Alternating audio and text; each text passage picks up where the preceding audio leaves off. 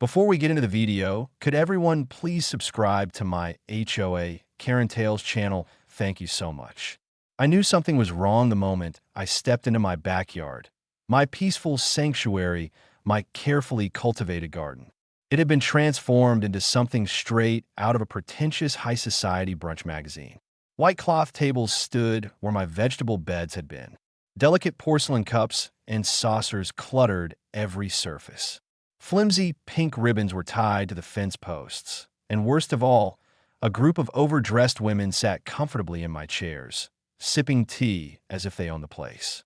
At the head of the disaster sat Karen. She wore a ridiculous floral hat, her nose lifted in self-importance as she clinked her spoon against the rim of a teacup.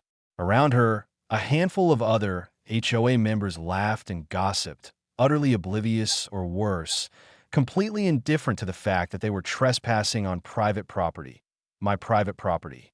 For a moment, I stood frozen, my brain refusing to process the scene before me. This had to be a joke, a prank. Maybe I had walked into an alternate reality where I was the unreasonable one for thinking that strangers shouldn't hold a garden party in my backyard. But no, this was real, very real. And the moment Karen spotted me, the smug smile on her face widened. "Oh, you're finally home," she announced, waving me over as if I were a guest at my own house. "We were wondering when you'd show up. Isn't it lovely? The annual HOA garden tea party needed a fresh location, and your yard was just perfect." I blinked, my mouth opened, but no words came out. I wanted to scream, demand an explanation, demand they all leave immediately, but my brain short-circuited. The audacity, the sheer entitlement was too much to comprehend. Instead, I turned my head slightly, catching sight of my beloved Geese standing at the far end of the yard. They too seemed confused, watching the intruders with cautious curiosity, their beady eyes locked onto the strangers trespassing in their domain.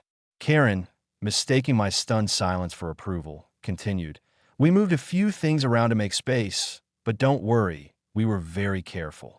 She gestured vaguely toward my garden beds, which were now covered in discarded napkins and crumbs from half-eaten pastries. "You should be honored. This is a very exclusive event." "Exclusive?" I finally managed to sputter. "Exclusive to whom?"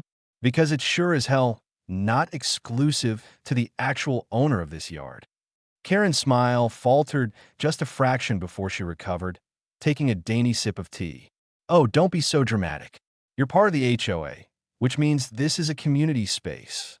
That snapped me out of my stupor. A community space? That's not how private property works, Karen. She waved a manicured hand dismissively. That's not the attitude of a team player. I took a deep breath, trying to rein in the rage bubbling in my chest. My garden wasn't just some random patch of land. It was my pride and joy.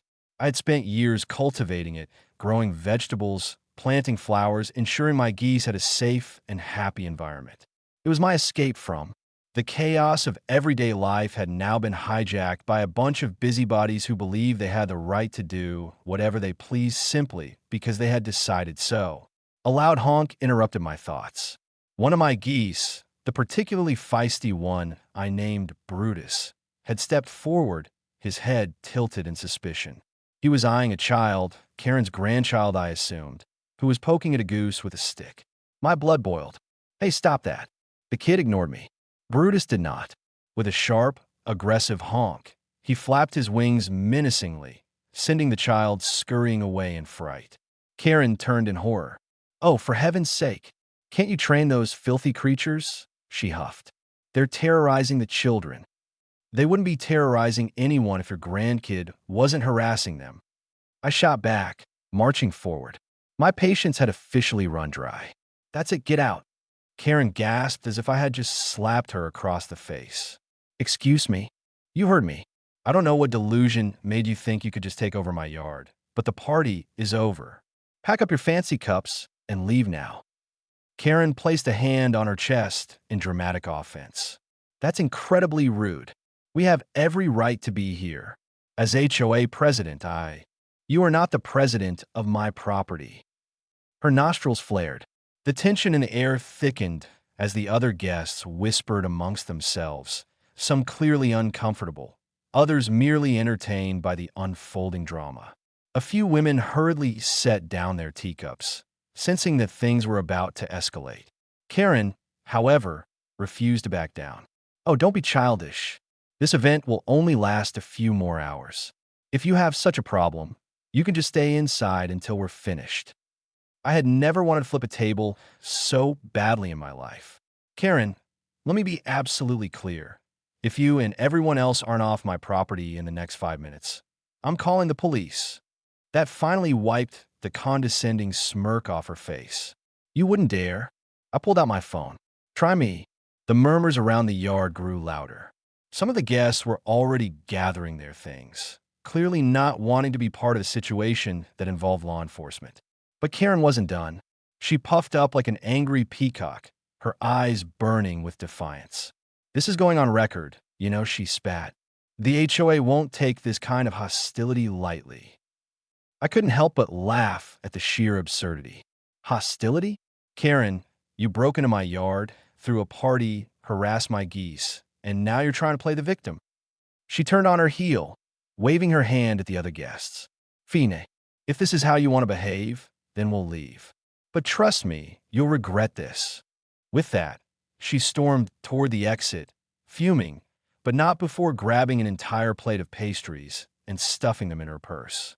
The other HOA members awkwardly followed, muttering half-hearted apologies as they shuffled out.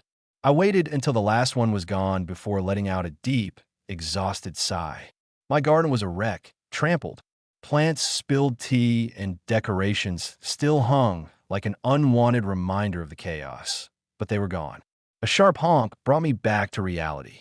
I looked down to see Brutus staring up at me expectantly, as if awaiting further orders. I smirked, crouching down to scratch his feathery head. "Don't worry, buddy. We're not done with her yet." As the sun dipped below the horizon, I sat on the back steps, staring at the mess Karen had left behind. My anger hadn't faded. If anything, it had sharpened into something more dangerous. Karen thought this was over. She had no idea what was coming. The morning after the disaster in my backyard, I woke up still fuming. I had barely gotten any sleep, replaying the events of the previous day over and over in my head. No matter how many times I thought about it, the sheer audacity of Karen and her HOA minions left me speechless. The nerve of that woman to waltz onto my property, throw a party, and then act like I was the problem when I told her to leave. I stepped outside to survey the damage in the daylight, and my blood pressure immediately spiked. My once pristine garden was a war zone.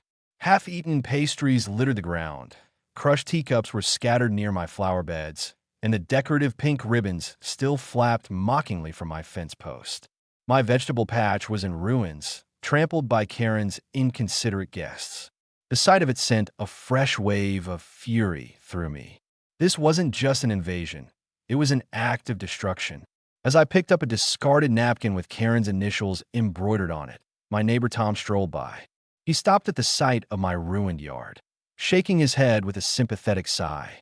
"She really did a number on your place," he said, nudging a broken plate with his shoe.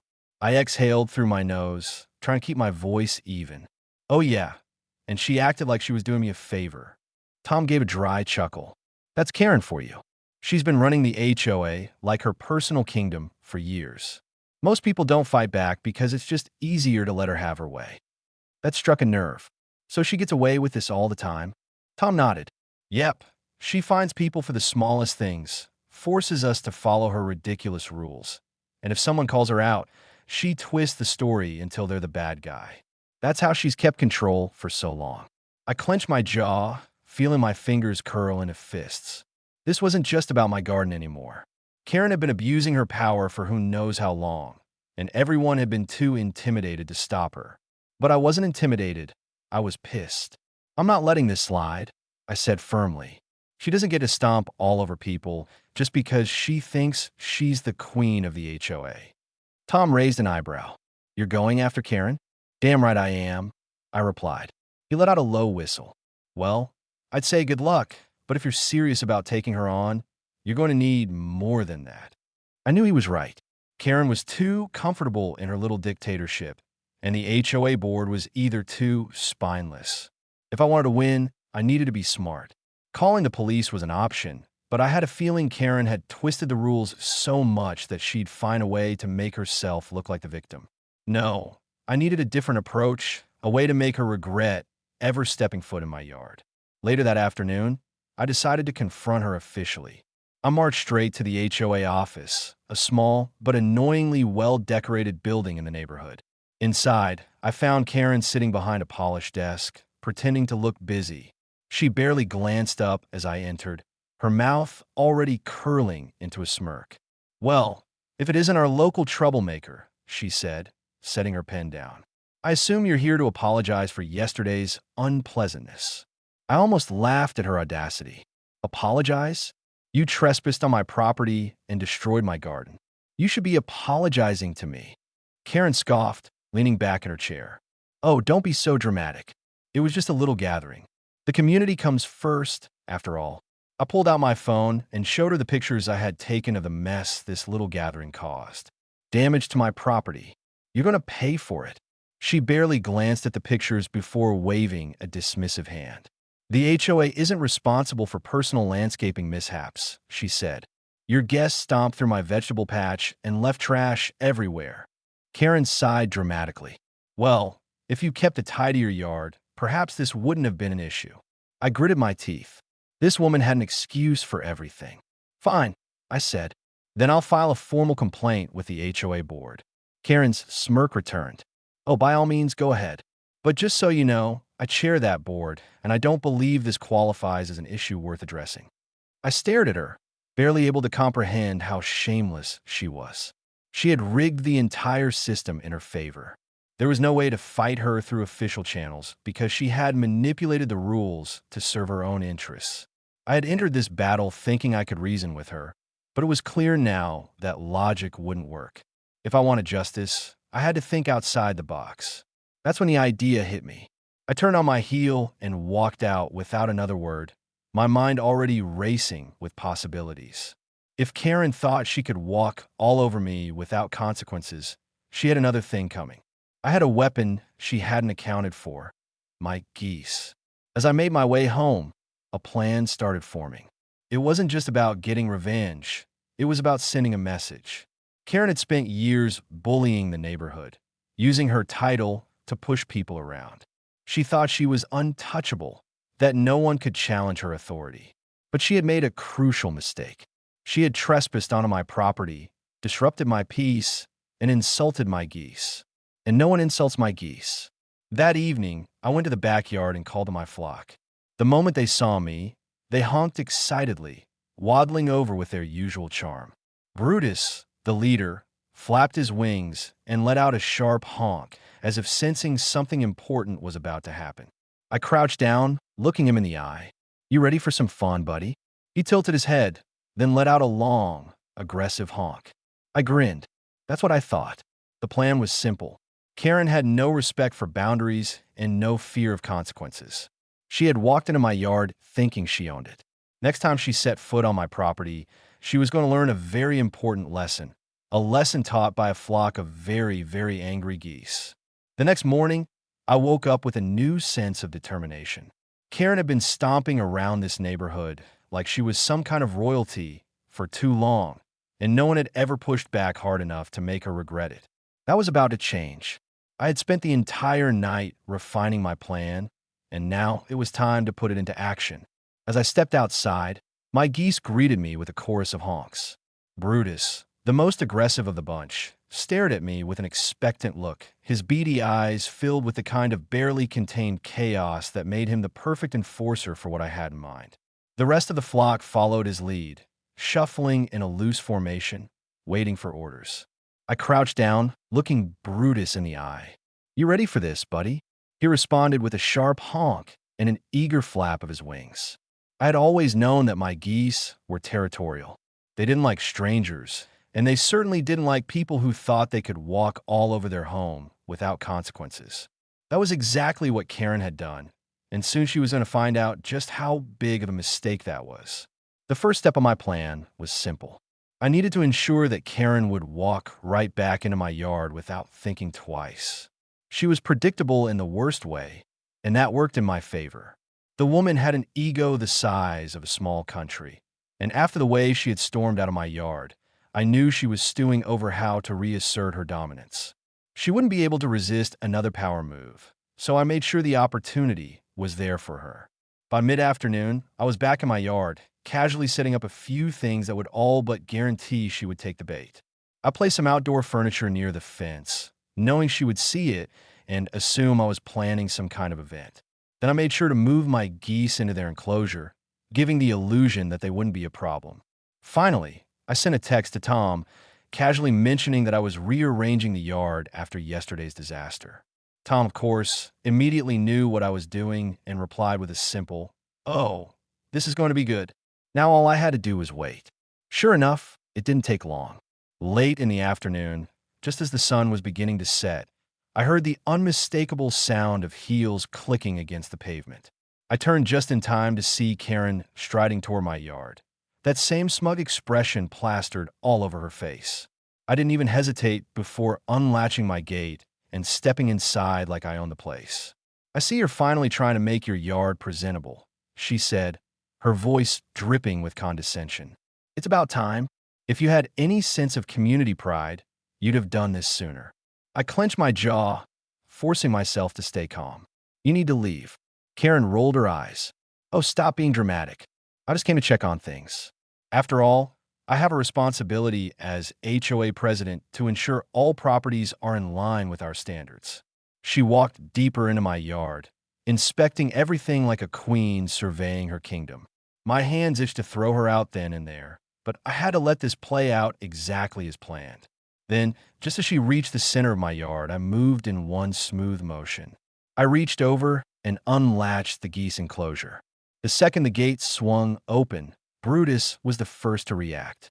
His head shot up, his eyes locked onto Karen, and for a single tense moment, the world seemed to pause. Then he charged. Karen didn't even see it coming.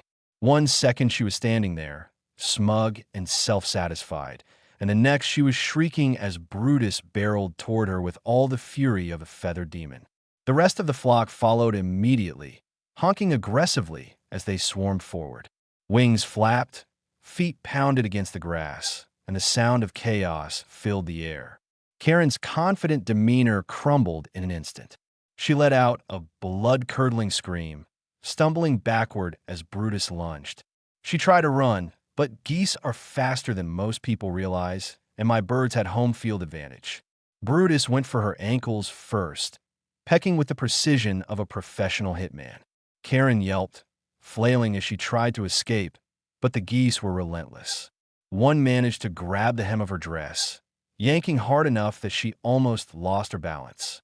Another went straight for her absurdly large hat, ripping it right off her head and tossing it to the ground like a trophy. I stood back, watching with barely concealed satisfaction as Karen flailed desperately, trying to escape the avian assault. She spun in circles, waving her arms wildly in an attempt to ward them off, but it only made things worse. The geese saw every movement as a challenge. At one point, Karen made the mistake of trying to climb onto one of my lawn chairs to escape. That was her final mistake. Brutus took that as a personal offense and launched himself at the chair, knocking it over completely. Karen tumbled to the ground with a shriek, landing flat on her back as my geese loomed over her like victorious gladiators.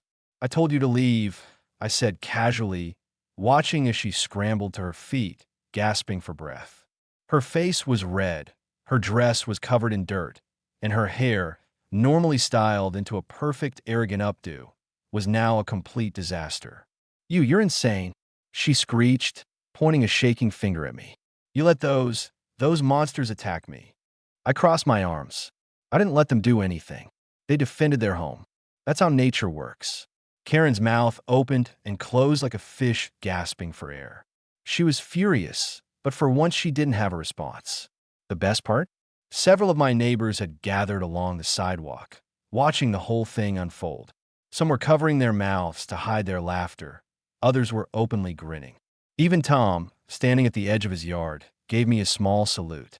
Karen's face turned an even deeper shade of red as she realized that she had just humiliated herself in front of everyone. Without another word, she spun on her heel and stomped out of my yard, tripping slightly as she went. The second she was gone, I turned to Brutus, who stood tall and proud, his chest puffed out like a champion. "Good work, buddy," I said, crouching down to ruffle his feathers. He let out one final honk of victory. I looked up at my neighbors, who were still watching, and for the first time since I moved in, I saw something other than passive resignation in their expressions. I saw amusement, approval, respect. Karen had ruled this neighborhood with fear for too long, but today she had learned an important lesson. This wasn't her kingdom, and I wasn't someone she could push around. The silence in the room stretched for several long seconds.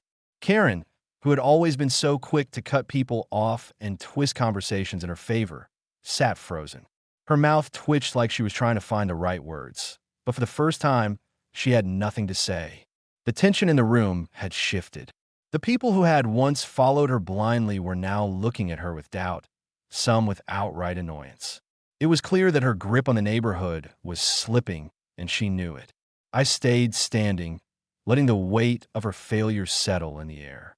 She had dragged me here expecting to humiliate me, to force me into submission, but now she was the one who looked cornered.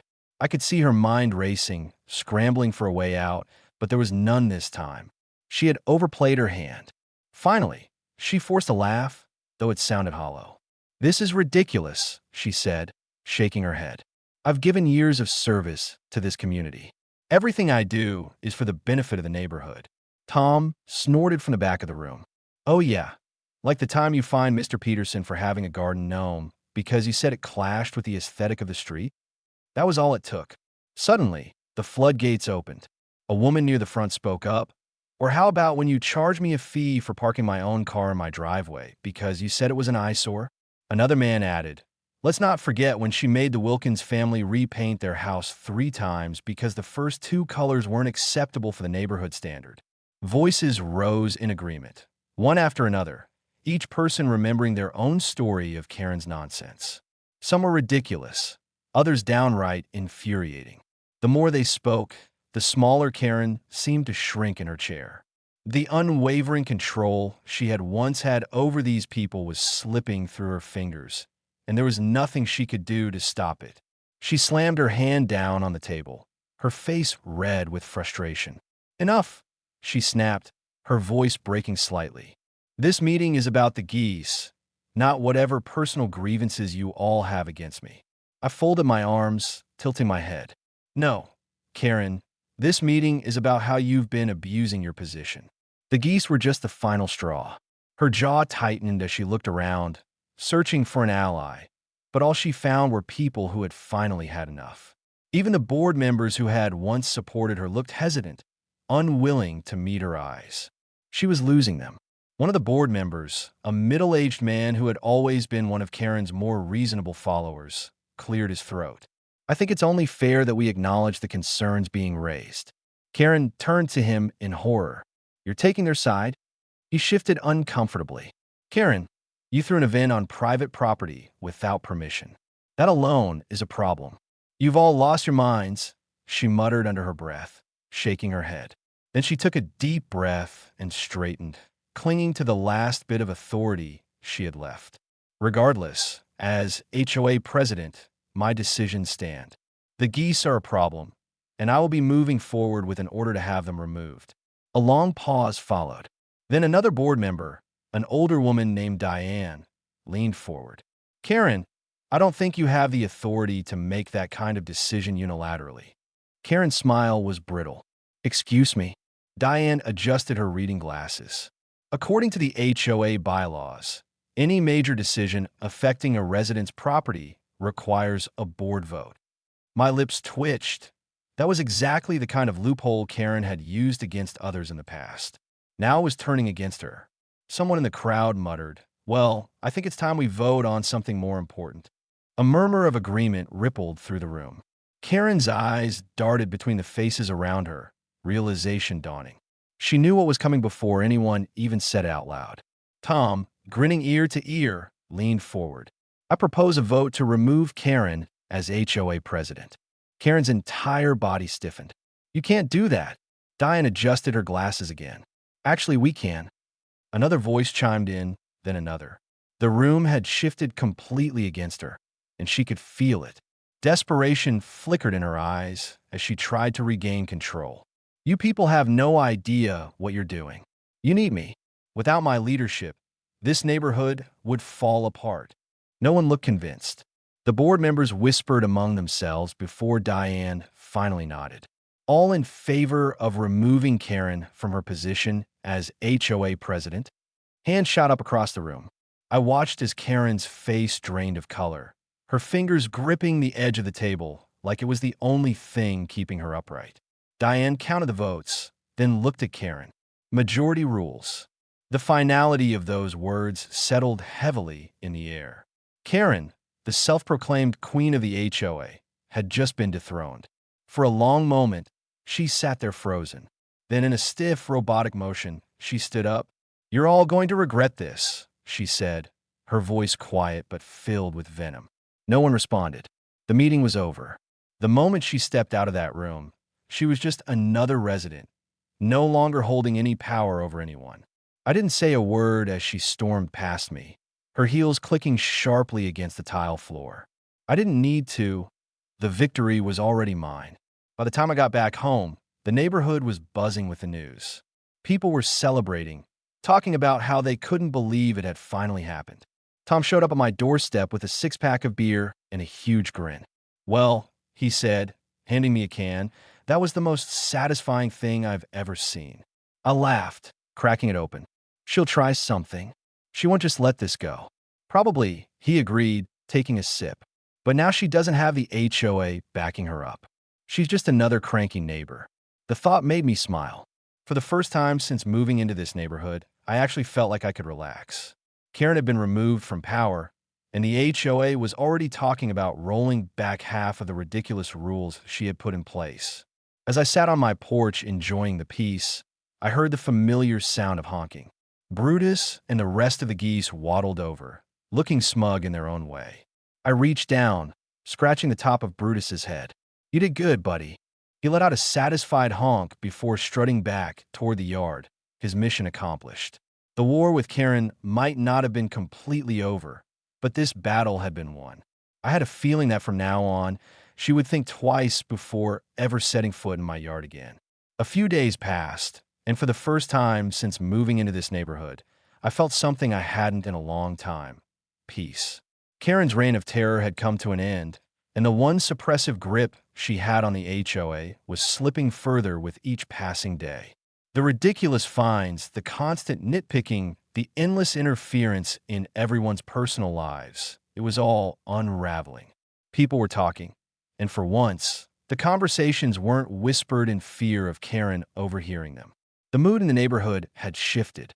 Tom had joked that it was like the fall of an empire, and honestly, that wasn't far from the truth. Without the weight of her title to back her up, Karen was just another neighbor, a very bitter, very humiliated neighbor. I knew she wasn't done. She was too stubborn, too proud, too full of herself to let this go. She might have lost her position as HOA president, but I had no doubt she was sitting in her house right now, stewing in her own anger, thinking of ways to get back at me. She wasn't the type to let things go, and even though she was down, she wasn't out. Not yet. Then, just as I expected, she made her next move. It happened early. One morning, I was sipping my coffee on the porch, watching my geese waddle around the yard when I noticed something strange. A truck pulled up in front of my house, and two men stepped out, both carrying clipboards. They walked straight up to my fence and started inspecting it, writing things down. I frowned, setting my mug down and stepping outside. "Can I help you?" I asked, approaching them. One of the men looked up, giving me a professional but detached expression. "You're the property owner?" "Yeah," I said slowly, glancing at the clipboard. "What's this about?" "Code violation," he replied, flipping a page. A report was filed regarding improper fencing height, unauthorized livestock on residential property, and potential health hazards due to excessive animal waste.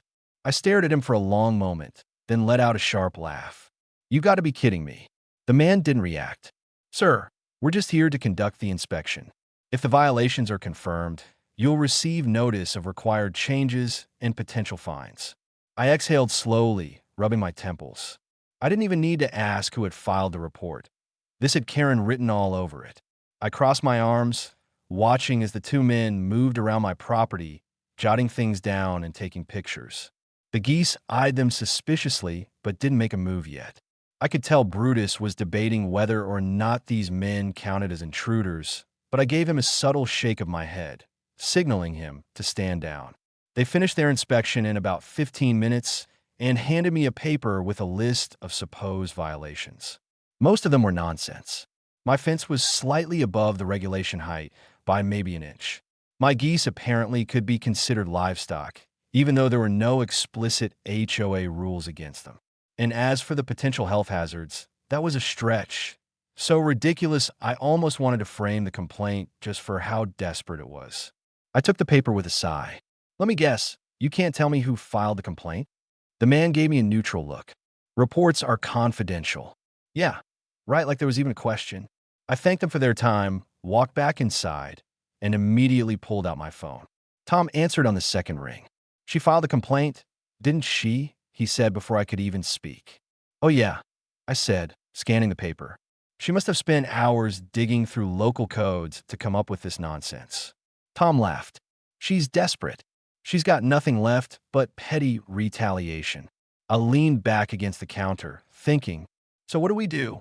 Well, Tom said, you could fight it, drag it through official channels, prove that she's just being a spiteful lunatic, or... I smirked. Or you could make her regret it in a way she won't see coming. A plan started forming in my mind almost immediately. Karen wanted to play dirty? Fine, I could play dirty too. That afternoon, I made a few phone calls. I looked into the exact wording of the HOA rules and found something interesting.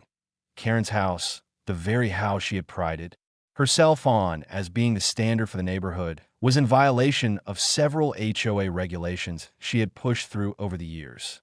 It wasn't long before a few other neighbors got involved. See, the thing about running a dictatorship is that the moment the dictator loses power, people start looking for payback. Within hours, there were multiple official complaints filed against Karen's house. Issues with her landscaping, a fence she had installed years ago without proper approval, and even an unauthorized deck addition that somehow had gone unnoticed until now. 2 days later, I sat on my porch watching as Karen's house was visited by the same inspection team that had come to mine. She stormed outside, waving her arms, demanding to know why they were there. But it didn't matter. The complaints had already been processed. Tom walked over and sat down next to me, handing me a soda. You really are a menace, you know that? I took the can, smirking. She started it. We watched as Karen argued with the inspectors, her face turning redder by the second. Eventually, she gave up and stomped back inside, slamming the door hard enough to make her windows rattle. The final blow came a week later. The new HOA board, no longer under Karen's control, officially overturned several of the ridiculous rules she had put in place.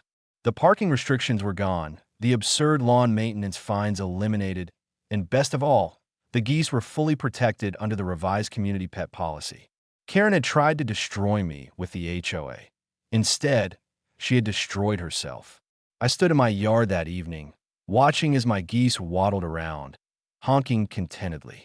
Brutus stopped by my feet, staring up at me like he was waiting for confirmation that the war was truly over. I crouched down, scratching the top of his head. We won, buddy. He let out a triumphant honk before strutting back to the flock, chest puffed out like he had personally orchestrated the entire thing. Karen wasn't completely gone. She still lived in the neighborhood and still glared at me every time we crossed paths. But she had lost her power. She couldn't find people anymore, couldn't manipulate the rules to her benefit, couldn't bully people into submission. The neighborhood was finally free. A few days later, a new sign appeared on my fence. It was simple but effective. Trespassers will be honked. And just like that, balance was restored.